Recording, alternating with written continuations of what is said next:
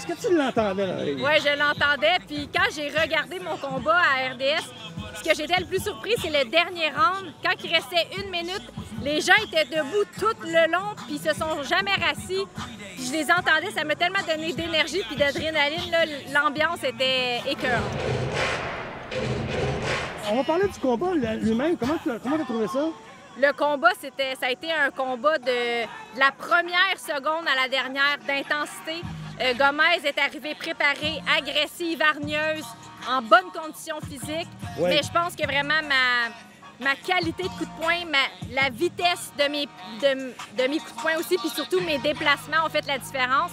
Mais des fois, j'aimais ça quand même, garder mes mains hautes puis dures, puis aller échanger avec elle pour faire un peu de spectacle, parce que la boxe, c'est un business un peu aussi. Faut en donner pour le public, là. Non, elle m'a pas fait mal. Elle avait les mains pesantes, mais j'ai pas ressenti un coup que je me suis dit « Ouf! Okay. » Mais après me knocker, c'était pesant, fatigant, mais pas, ça m'a pas blessée. Tu l'as frappé solidement. Ah ouais, elle était très solide. Elle était reconnue pour être une solide boxeuse. C'est pas pour rien qu'elle était championne du monde depuis déjà 4 ans.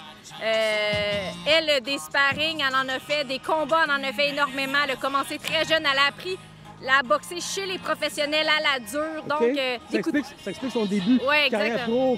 Ça l'explique plus ses 5 défaites qui étaient plus en début de carrière. Ça, exactement. Mais ça faisait vraiment longtemps qu'elle n'avait pas perdu. Puis elle s'est jamais fait knocker, elle n'a jamais tombé au combat. Donc, c'était une solide adversaire.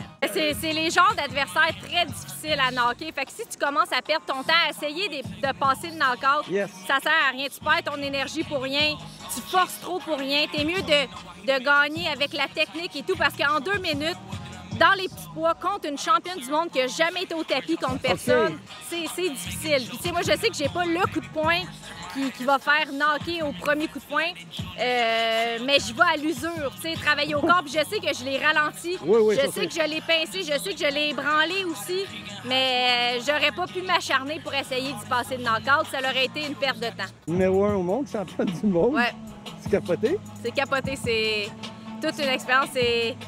Tu sais, le sentiment du devoir accompli, le travail au gymnase avec Daniel, Stéphane, mon préparateur physique, Fred, toute l'équipe d'Yvon Michel, tu sais, je sais qu'on a tous le même rêve, puis d'accomplir ça, c'est grandiose. C'est des années de travail. Tu sais, Pierre, tu me suis depuis 10-15 ans, puis tu m'as vu chez les amateurs, tu m'as vu dans des défaites, des victoires, de toutes sortes d'affaires.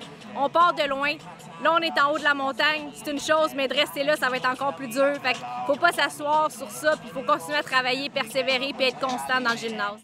Bien, j'étais contente. On dirait que c'est comme si j'étais encore un peu sur un nuage. Puis t'as pas envie de descendre tout de suite de ce nuage-là. Puis tu sais, les gens, le lendemain de ton combat, ils disent tout. Puis ton prochain combat, c'est quand ton prochain? Hey, pouvez-vous me laisser vivre celui-là? Puis dans quelques jours, dans 1 semaine, 2 semaines, on va reparler de la suite. Mais là, j'ai le droit de vivre mon moment. Puis c'est comme ça que je l'ai perçu. Je me suis donné le droit de le vivre à fond, d'aller voir ma famille, d'aller voir mes amis, de profiter, d'en parler, d'avoir du fun. Puis j'ai eu un gros boom médiatique. Tu sais, ça, c'est comme du jour au lendemain. Le titre de championnat du monde t'apporte une crédibilité, une valeur que là, t'es demandé partout comme pour aller jaser, pour aller parler. Puis c'est super stimulant. Fait que j'ai déjà hâte à mon prochain défi. Souriais-tu des fois tout seul? Oui, ça arrive des fois, t'es en voiture, t'écoutes de la musique, puis t'as juste souri, puis tu te demandes, voyons, qu'est-ce que j'ai à sourire de même? Mais là, c'est parce que c'est un gros moment dans une vie, ça, puis c'est de l'accomplissement, là, tu sais.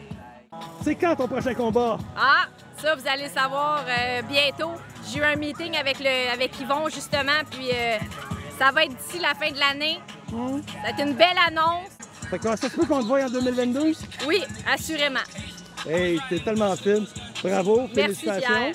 Merci. Et puis, ben écoute, on continue à archiver tes réussites. Puis là, maintenant, il faudrait juste la prochaine fois que tu aies une 2e ceinture. C'est ça l'objectif. Merci, Kim. Merci, Pierre.